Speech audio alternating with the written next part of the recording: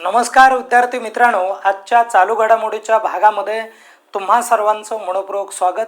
विद्यार्थी मित्रांनो, आजच्या भागामध्ये आपण चालू घडामोडीचे अत्यंत महत्त्वाचे प्रश्न बघणार आहोत. कुठेही जाऊ नका, आपलं हे जे लेक्चर आहे हे शेवटपर्यंत बघा, कारण या लेक्चरमध्ये आजच्या दिवशी घडलेला जो काय दिनविशेष आहे तो दिनविशेष मी कव्हर करण्याचा प्रयत्न करणार आहे आणि व्यवस्थितरित्या आपल्याला हा जो भाग आहे हा भाग संपवायचा आहे. चला वेळ न घालवता आपण आपला पहिला प्रश्न सुरुवात करूयात. त्याचं विश्लेषण मी देणार आहे आणि विश्लेषण करण्यासाठी मी असिस्टंट प्रोफेसर रमेश घोरपडे तुमच्या समोर आज उभा आहे. बघा पहिला प्रश्न काय म्हणत आहे, कॅनडाचे पंतप्रधान मुंबई दौऱ्यावरती आले होते.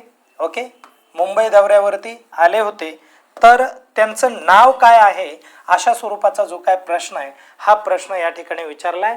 म्हणजे एखाद्या देशातल्या पंतप्रधानांनी राष्ट्राध्यक्षांनी जर भारताला भेट दिली तर त्यांचं जे काय नाव आहे हे नाव देखील परीक्षेमध्ये विचारलं जातं. म्हणून लक्षात राहू द्या, यांचं नाव काय आहे, मार्क कार्नी असं त्यांचं नाव आहे. आणि हे मार्क कार्नी कॅनडाचे कोण आहेत तर पंतप्रधान आहेत, हे देखील लक्षात राहू द्या. आणि नुकतीच महाराष्ट्राला म्हणजे भारताला आपण म्हणूयात भेट दिली होती फ्रान्सच्या पंतप्रधानांनी. ओके, आणि महाराष्ट्रामध्ये विशेषतः आले होते, तर त्यांचं नेमकं म्हणजे नाव काय आहे ते मला तुम्ही कमेंट करून सांगा. आत्ताच ती घटना झाली होती मित्रांनो, आणि त्यांच्यासोबत आपण उद्योग क्षेत्रामध्ये, संरक्षण क्षेत्रामध्ये, अनेक क्षेत्रामध्ये वेगवेगळ्या स्वरूपाचे करार केले होते. आणि दिनविशेषावरती एक प्रश्न आहे, काय आहे बघा, समजून घ्या. मराठी भाषा गौरव दिन दरवर्षी कोणत्या तारखेला साजरा केला जातोय ते तुम्हाला सांगायचं आहे. 27 फेब्रुवारी या दिवशी साजरा केला जातो, कारण या दिवशी कुसुमाग्रजांची जयंती आहे. कुसुमाग्रज यांची काय आहे, जयंती आहे. आणि यांचं नाव काय आहे, कुसुमाग्रज कुणाला म्हटलं जातं, विवा, लक्षात राहू द्या, विवा शिरवाडकर. विवा शिरवाडकर. ओके, लक्षात ठेवा. आला लक्षात. तर विद्यार्थी मित्रांनो, आपली जी भाषा आहे ती खूप सुंदर आहे किंवा ही भाषा जगली पाहिजे, यासाठी आपण हा जो दिवस आहे हा दिवस यांच्या जन्मानिमित्त किंवा मराठीच्या संवर्धनासाठी साजरा करतो. हे या ठिकाणी विशेष आहे. मराठी भाषा खूप सुंदर झाली यासाठी की संतांनी किंवा वेगवेगळ्या स्वरूपाच्या साहित्यिकांनी या ठिकाणी भारुडे असतील, भजन असेल, कीर्तन असेल, ओव्या असतील, कविता असतील, कथा असतील, कादंबऱ्या असतील, ठीक आहे, विविध स्वरूपाचे ग्रंथ असतील, असे वेगवेगळ्या स्वरूपाचे पुस्तकं लिहून, ग्रंथ लिहून या ग्रंथसंपदेच्या माध्यमातून मराठीचा ठेवा हा जगभरामध्ये एकदम नामांकित आहे किंवा असलेला आपल्याला बघायला मिळतो. आणि विद्यार्थी मित्रांनो, लक्षात घ्या, आपल्या मराठी भाषेला 3 ऑक्टोंबर 2024ला काय झालं होतं तर अभिजात भाषेचा दर्जा मिळाला होता. अभिजात भाषेचा दर्जा एखाद्या भाषेला जर मिळवायचा असेल तर त्या ठिकाणी 2 तरी अटी पूर्ण कराव्या लागतात.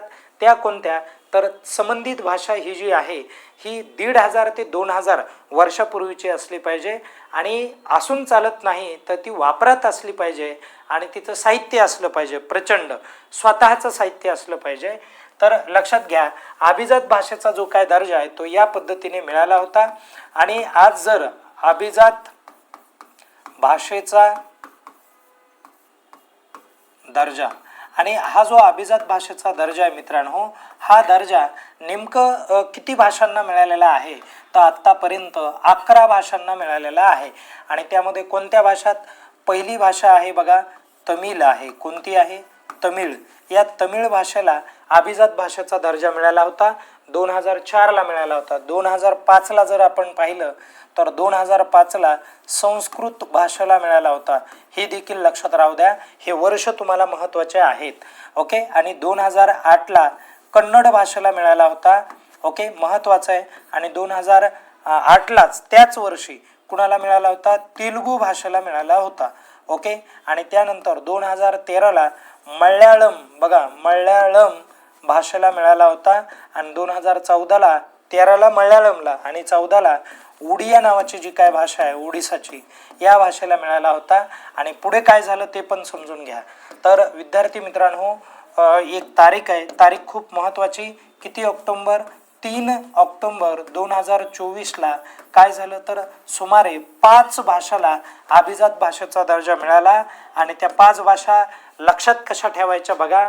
मला बरेच जण म्हणतात सर असा जो डेटा आहे हा आमच्या लक्षामध्ये राहत नाही, काय करायचं? थोडं टेक्निकल, एक टेक्निक वापरणं गरजेचं आहे. कसं वापरायचे बघा, की मराठी ही आपल्या महाराष्ट्रामध्ये चालते भाषा, बरोबर आहे की नाही? त्यानंतर परत बौद्ध धम्माची जी काय भाषा आहे पाली भाषा, तर बौद्ध साहित्य पाली भाषातून आहे, त्या पाली भाषेला पण मिळाला आहे. आणि मराठी ही जी भाषा आहे ही मुळातच प्राकृत भाषेपासून तयार झाली, म्हणजे प्राकृत भाषेला पण या ठिकाणी काय मिळाला आहे? दर्जा मिळाला आहे. ओके. आणि पुढे बंगाली असेल, आणि बंगालच्या बाजूलाच आसाम आहे, म्हणजे आसामी. अशा प्रामुख्याने 5 भाषा आपल्याला या ठिकाणी बघायला मिळत आहे. आणि या 5 भाषेला पण कशाचा दर्जा मिळालेला आहे? अभिजात भाषेचा दर्जा मिळाला आहे. या सगळ्या गोष्टी खूप महत्त्वाच्या परीक्षेच्या दृष्टीने, ठीक आहे. आणि या 5 भाषेला दर्जा, अभिजात भाषेचा दर्जा मिळावा यासाठी कोणत्या आयोगाची स्थापना करण्यात आलेली होती? आयोग म्हणण्यापेक्षा समितीची स्थापना करण्यात आलेली होती. ती समिती एकदा मला कमेंट करून सांगा. आपण पुढे जाऊयात. बघा आता काय म्हटलंय, तर हे पण आता समजून घ्या थोडंसं. Global AI brain race report 2026 नुसार कृत्रिम बुद्धिमत्ता क्षेत्रात भारत कितव्या क्रमांकावरचा देश ठरलेला आहे? तर भारत हा जो देश आहे हा मित्रांनो 6व्या क्रमांकाचा देश ठरला आहे. बघा, कृत्रिम बुद्धिमत्ता ज्याला आपण AI म्हणतो, म्हणजे आर्टिफिशियल इंटेलिजंट असं म्हणतो, आणि या क्षेत्रामध्ये भारताने मोठ्या प्रमाणावरती जे काय कामगिरी आहे ती करत असलेला किंवा केलेली म्हणून आपण दिसून येते. आणि म्हणून आपला जो देश आहे तो 6व्या क्रमांकावरती असलेला देश आहे. Global AI brain race report 2026 नुसार कृत्रिम बुद्धिमत्ता ज्याला तुम्ही AI म्हणता, या क्षेत्रात पहिल्या क्रमांकाचा देश कोणता आहे? तर डेफिनेटली कुठला देश असणार आहे? अमेरिका असणार आहे. कारण अमेरिकेमध्येच ही जी कंपनी आहे ही कंपनी सुरू झालेली एलन मस्क यांच्या माध्यमातून. तर हेही महत्त्वाचं आहे, हेही तुम्हाला लक्षामध्ये ठेवता येईल. त्यानंतर बघा, इंस्टाग्राम जे आहे थोडक्यात सोशल मीडिया आपण म्हणूयात, आणि या सोशल मीडियावरती 1 किंवा 100 मिलियन फॉलोअर्स पूर्ण करणारे जगातील पहिले राजकीय नेते कोण ठरलेले आहेत? तर डेफिनेटली तुमच्या लक्षात आलेलं आहे पंतप्रधान नरेंद्र मोदी हे ठरलेले आहेत. म्हणून हे देखील तुम्हाला लक्षामध्ये ठेवायचे. पुढे जाऊयात. बघा, भारत आणि जपान यांच्यातील धर्म गार्डियन 2026 या 7व्या संयुक्त सरावाचे आयोजन कुठे करण्यात आलंय? आता काही गोष्टी लक्षात घ्या की नेमकं कुठे करण्यात आलंय. तर उत्तराखंडमध्ये एक ठिकाण आहे ज्याचं नाव काय? चौबतिया अशा पद्धतीचं नाव आहे, जे ॲपलच्या प्रोडक्शनसाठी मोठ्या प्रमाणात प्रसिद्ध असलेलं ठिकाण आहे. लक्षात राहू द्या. तर आता इथे प्रश्न कसा विचारला जाणार आहे? तर असं विचारलं जाईल तुम्हाला की धर्म गार्डियन 2026 हा संयुक्त लष्करी सराव खालीलपैकी कोणत्या 2 देशामध्ये राबवण्यात आला किंवा पार पडला? तर त्याचं करेक्ट उत्तर काय असलं पाहिजे? भारत असलं पाहिजे. आणि पुन्हा असं देखील विचारलं जाईल की भारत आणि जपान धर्म गार्डियन 2026 हा संयुक्त लष्करी सरावाची आवृत्ती कितवी होती? तर 7वी आवृत्ती होती. कितवी आवृत्ती होती? 7वी आवृत्ती होती. आणि अशा प्रकारचा संयुक्त सराव हा प्रामुख्याने उत्तराखंड चौबतिया या ठिकाणी पार पडलेला आपल्याला काय होतो? बघायला मिळतो.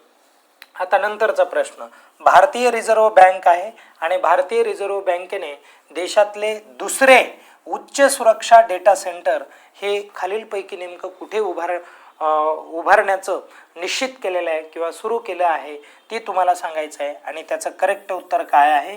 भुवनेश्वर आहे. आणि भुवनेश्वर ही नेमकं कोणत्या राज्याची राजधानी आहे ते मला एकदा कमेंट करून सांगा तुम्ही. आपण पुढचा प्रश्न बघूयात. बघा, अलीकडे पॅलेस्टाईन देशाने त्याच्या सर्वोच्च नागरी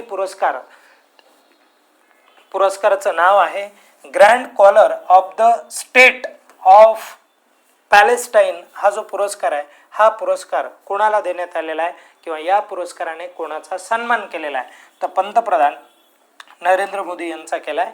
आणि जगामधला हा पहिलाच नेता ठरलेला आहे की ज्या नेत्याला जगातले सर्वोच्च पुरस्कार मिळालेले आहेत किंवा सर्वाधिक पुरस्कार प्राप्त नेता ठरलेला आहे. बघा, युनायटेड नेशन आणि World Health Organization, I say in shortcut, that is UN आणि WHO यांच्या पुढाकाराने global champion for road safety म्हणून कोणाची नुकतीच निवड करण्यात आलेली आहे. तर हा प्रश्न खूप जबरदस्त आहे. आणि रोड सेफ्टी म्हणून कुणाची निवड करण्यात आली, तर त्याचं करेक्ट उत्तर काय असलं पाहिजे? सचिन तेंडुलकर यांची काय करण्यात आलेली निवड करण्यात आली, ज्याला क्रिकेटचा टिंबटिंब म्हणतात. बरोबर आहे की नाही? सांगा कमेंट करून. देशातील पहिल्या 1000 ग्रामपंचायतीच्या शाश्वत विकास रँकिंगमध्ये, कसा विकास? शाश्वत विकास म्हटलंय, ज्याला इंग्लिशमध्ये सस्टेनेबल डेव्हलपमेंट असं म्हटलं जातं. आणि सस्टेनेबल डेव्हलपमेंट किंवा शाश्वत विकास म्हणजे काय? जो चिरकाळ टिकणारा जो विकास आहे त्या विकासाला आपण शाश्वत विकास म्हणतो. महाराष्ट्रातील 192 ग्रामपंचायतींनी देशात कितवा क्रमांक पटकावलेला आहे? तर देशामध्ये एवढ्या ग्रामपंचायतीने पहिलाच क्रमांक काय केलेला आहे? पटकावलेला आपल्याला या ठिकाणी बघायला मिळणार आहे. आणि अशा प्रकारचे हे जबरदस्त जे काही प्रश्न आहेत हे प्रश्न या ठिकाणी तुम्हाला बघायला मिळाले. आपण या ठिकाणी थांबूयात. अशाच प्रकारच्या प्रश्नांना तुम्हाला बघायचं असेल, वाचायचं असेल, समजून घ्यायचं असेल तर आपल्या चॅनलला तुम्ही सबस्क्राईब करणं, लाईक करणं, बेल आयकॉन क्लिक करणं या सर्व गोष्टी खूप गरजेच्या ठरतील. धन्यवाद.